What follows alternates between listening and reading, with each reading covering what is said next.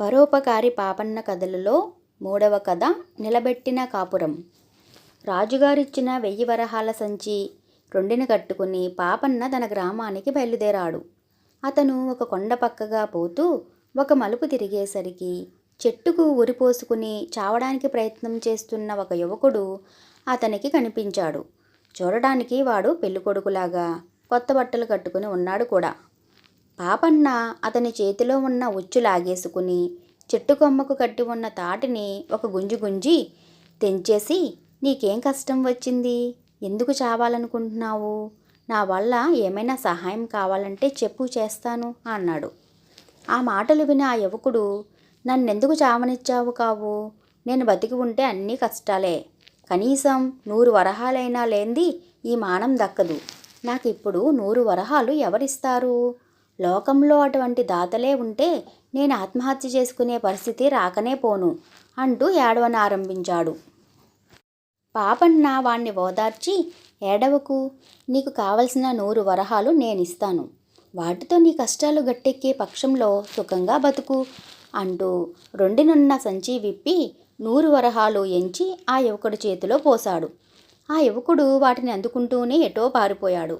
వాడి ప్రవర్తన చూసి పాపన్నకు ఆశ్చర్యం కలిగింది.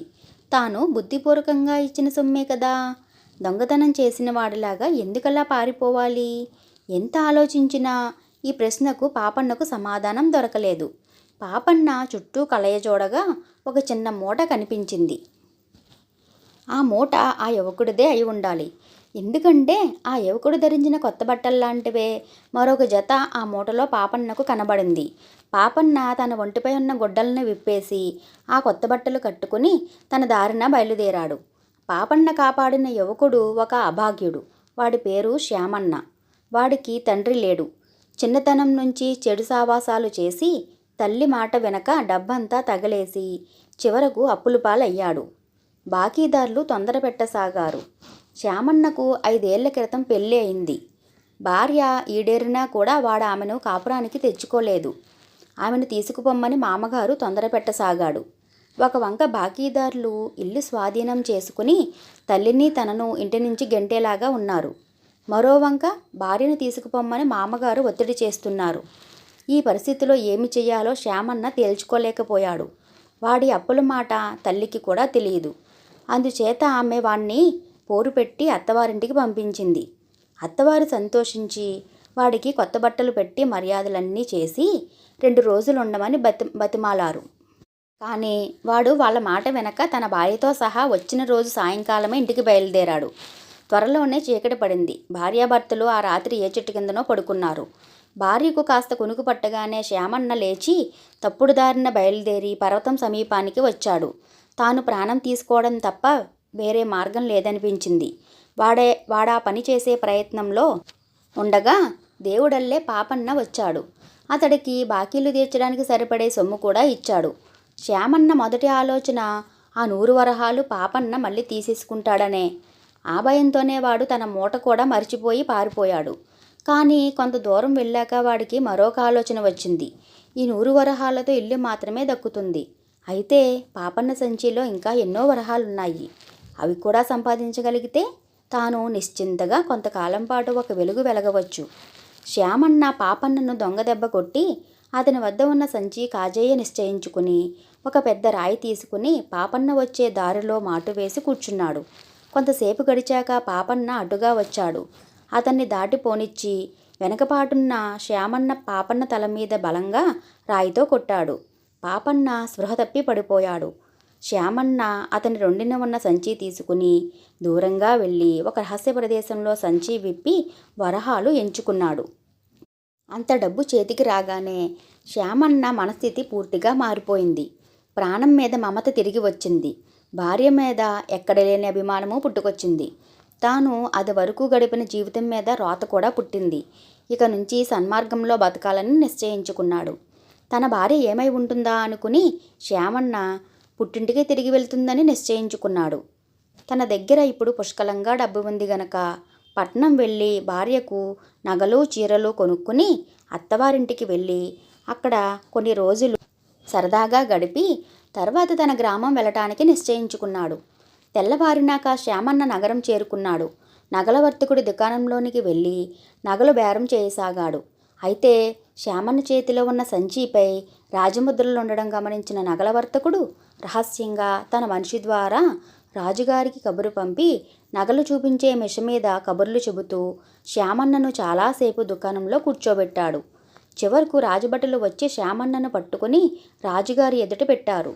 సంచిని రాజుగారు గుర్తించారు. అందులో ఉన్న సొమ్ము లెక్క పెడితే లెక్క ప్రకారం 1000 వరహాలు ఉన్నాయి.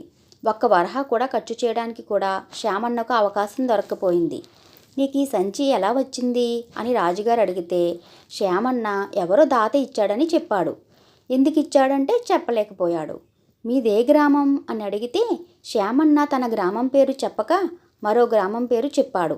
ఆ గ్రామంలో వారిని గురించి ఏమీ చెప్పలేకపోయాడు.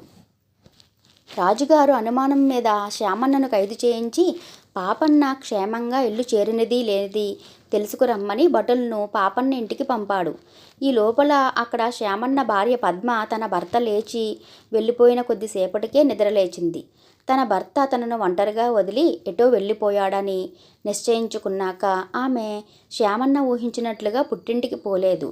అత్తవారింటికి వెళ్ళిపోవాలని ఆమె చాలా కాలంగా తహతహలాడుతున్న మనిషి కావడం చేతను పుట్టింటికి తిరిగి వెళితే అందరూ నీ భర్త ఏమయ్యాడు అని అడుగుతారన్న లజ్జతోనూ పద్మ ముందుకే సాగింది. ఎవరినన్నా అడిగి దారి తెలుసుకుంటూ అత్తవారి ఊరు వెళ్ళిపోవాలని ఆమె ఉద్దేశం. చాలాసేపు నడిచి ఆమె పాపన్న పడి ఉన్న చోటుకు వచ్చింది. అతను ధరించిన బట్టలు తన భర్తకు తన వాళ్ళు పెట్టినవే కావడం చేత ఆ పడి ఉన్నది తన భర్తే అనుకున్నది. అదీగాక ఆమె ఇంతవరకు తన భర్త ముఖం ఎలా ఉంటుందో సరిగా చూసి ఎరగదు. తన భర్తను ఎవరో కొట్టారని ఆదుర్దా పడుతూ ఆమె పాపన్నకు ఉపచారాలు చేసింది. పాపన్న త్వరలోనే తేరి కూర్చున్నాడు. తల వెనుక భాగం తడివి చూసుకుంటే బొప్పి కట్టి ఉన్నది. అసలే దృఢమైన మనిషి కనుక దాన్ని అతను లక్ష్య పెట్టలేదు. అతను పద్మను చూసి ఎవరో ఈ మనిషి అనుకున్నాడు. అతనికి స్పృహ రాగానే పద్మ దూరంగా వెళ్ళి తల వంచుకుని నిలబడడం చేత ఆమె తనకు శైత్యోపచారాలు చేసిన సంగతి కూడా పాపన్న ఎరగడు. అతను తన సంచి కోసం తడుపుకుని నన్ను కొట్టి దొంగలెవరో నా సంచి ఎత్తుకుపోయారు అన్నాడు. కానీ పద్మ మాట్లాడలేదు. పాపన్న జరిగిన దానికి చింతించే రకం కాదు. అతను లేచి బట్టలు దులుపుకుని తన దారిన తాను స్వగ్రామం కేసి బయలుదేరాడు. పద్మ అతనికి కొంచెం వెనకగా మౌనంగా నడవసాగింది. ఈ సంగతి గమనించిన పాపన్న వెనక్కు తిరిగి, ఏమమ్మా, ఎవరు నీకు తోడెవరూ లేరా? ఎక్కడికి పోతున్నావు? అవసరమైతే నేను నీవు పోవలసిన చోట వదిలి నా దారిన నేను పోతాను. పరోపకారం చెయ్యమని మా గురువుగారు నాకు బోధించారు అన్నాడు. అతని మాటలు విని పద్మ దొంగలు కొట్టిన దెబ్బతో తన భర్తకు మతి చెడిందని అనుకుని, మీరు తప్ప నాకెవరున్నారు? నేనెక్కడికి పోగలను? మీరెక్కడికి పోతే నేను అక్కడికి పోవాల్సిందాన్నే అన్నది. ఈ మాటల అంతరార్థం పాపన్నకు తెలియలేదు. అయినా అతను నిస్సంకోచంగా, అయితే నేను మా ఇంటికే పోతున్నాను, నా వెంట వచ్చేయ్, మా అమ్మ నీ సంగతి అంతా చక్కగా విచారిస్తుంది అన్నాడు. ఈ మాటలు విని పద్మ ఎంతో సంబరపడింది. ఇద్దరూ పాపన్న ఇంటికి చేరుకున్నారు. పాపన్న కోసం అతని తల్లి ఎంతో ఆదుర్దాగా వేచి ఉంది. ఆమె పాపన్నను చాటుకు పిలుచుకుపోయి ముందుగా పద్మ విషయం అడిగింది. ఈమె ఎవరో నాకు తెలియదమ్మా, దారిలో కలిసింది, ఒంటరిదిలాగుంది, నా వెంటపడి వచ్చింది, దిక్కులేని మనిషి కాబోలని వెంట తెచ్చాను. నేను ఏదన్నా అడిగితే సరిగా చెప్పటానికి సిగ్గుపడి తల వంచుకుంటున్నది.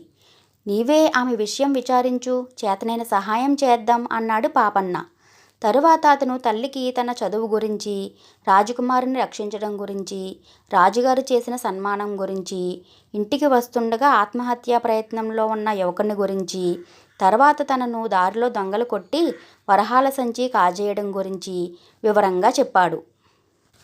ఇదంతా పక్కనే ఉండి వింటున్న పద్మకు 2 విషయాలు స్పష్టంగా తెలిసిపోయాయి. ఈ పాపన్న తన భర్త కాడు. తన భర్త తనను ఒంటరిగా విడిచిపోయినాక ఆత్మహత్య చేసుకోపోయి పాపన్న చేత రక్షించబడి అతని వద్ద 100 వరహాలు కూడా పుచ్చుకున్నాడు. ఆ తర్వాత తన భర్త ఏమయ్యాడో ఆమె ఏమాత్రం ఊహించలేకపోయింది. ఇంతలోనే రాజభటులు వచ్చి చేరారు. ఒక యువకుడు 1000 వరహాలు రాజముద్రలు గల సంచితో పట్టుబడ్డాడని వారు పాపన్నతో చెప్పారు. పాపన్న తన సంచి పోయిన సంగతి వారితో చెప్పి, అందులో 900 వరహాలే ఉండాలి, రాజుగారు నాకు ఇచ్చిన 1000లో ఒక 100 వరహాలు ఒక అభాగ్యుడికి ఇచ్చాను అన్నాడు. అతని సంచి నుంచి తీసి తాను కట్టుకున్న కొత్త బట్టలు కూడా రాజభటులకు చూపాడు. దొరికిన దొంగ అలాంటి బట్టలే కట్టుకుని ఉన్నాడని రాజభటులు చెప్పారు. తన సంచి కాజేసిన వాడు తన చేత రక్షించబడిన వాడేనని పాపన్నకు తెలిసిపోయింది. దొంగ తన భర్తేనని పద్మకు కూడా తెలిసిపోయింది. ఆమె ఏడుస్తూ పాపన్న కాళ్లపై పడి, బాబూ, నా భర్తకు శిక్ష పడకుండా చూడండి, నా కాపురం నిలబెట్టండి అని బతిమాలింది.